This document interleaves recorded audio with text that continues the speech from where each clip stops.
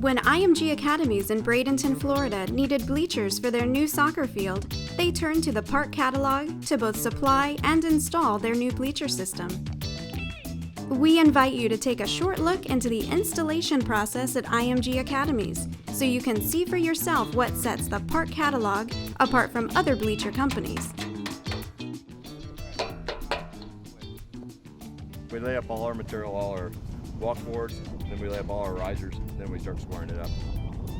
Normally one guy will go through the framing plan, lay out all the X braces where they go.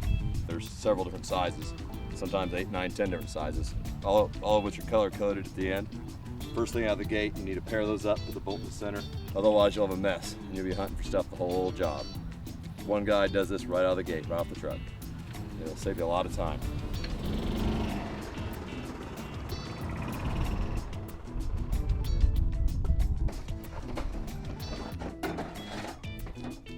For today, it's all lay up, get all the material in place. Not necessarily straight, but in place. That way you don't switch tools all the time. Once it's all up, then I'll start squaring and tightening each end. But that won't be till tomorrow.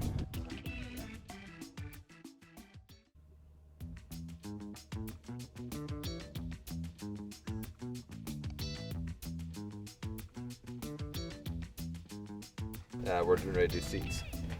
And pre-clipping it, and it makes it a lot faster. You turn them long way, let the channel sit right on top, and you just pick them up and spin them. The top row seat's all tight and secure, flush with the edge.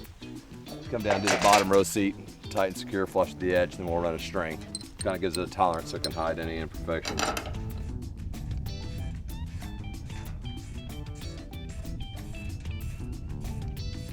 You see this 1/2 inch 7/16 bolt tying these two braces together.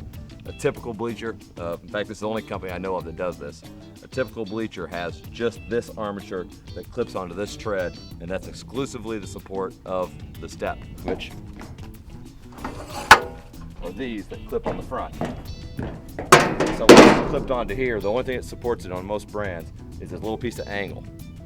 On this particular brand, there's a bolt here that takes that pressure from here and applies it to here, and it ties it all together. So when you put your pressure here, this is bearing the load, this is bearing the load, all the way up and down.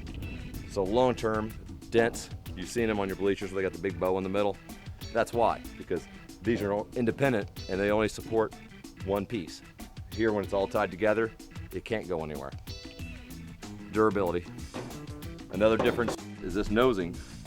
We have to beat it in there with a rubber mallet, and it will not come out, and it's factory coated. It's not tape, it's not pop riveted on. The tape lasts about a month. The stuff that's pop riveted on lasts about a winter. One contraction, one expansion, they get rattly loose. Then every year you have to add more and more pop rivets. I've never ever had to replace one of these. This is why they don't come off. Once you put it in there, that latches in and it latches to full length. It'll never come out. If I beat it in there and I got this off crooked like that, it's ruined. I have to get a new piece. I cannot get it out of there without bending it. So you beat this right here, it just beats in, durable forever. Pop rivet, no pop rivets required. Pop rivets will come out and get loose. It's not tape, it's from the factory painted. You'll never have a problem with these coming off like other brands.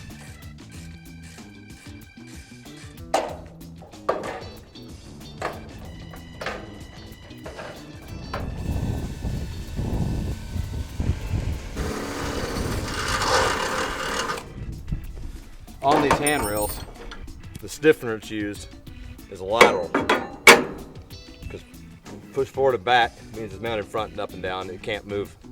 Any bleacher's handrail can't move that way unless it gets run over.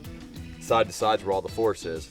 Most brands have a little plate about this big with 4 bolts in it, and that's all great and it's stout and it's thick, but the problem is it doesn't extend out where the force is. And this particular brand is a big heavy channel to spread out the force, but a good foot on each side. Very stout, and this is what takes the abuse on a bleacher.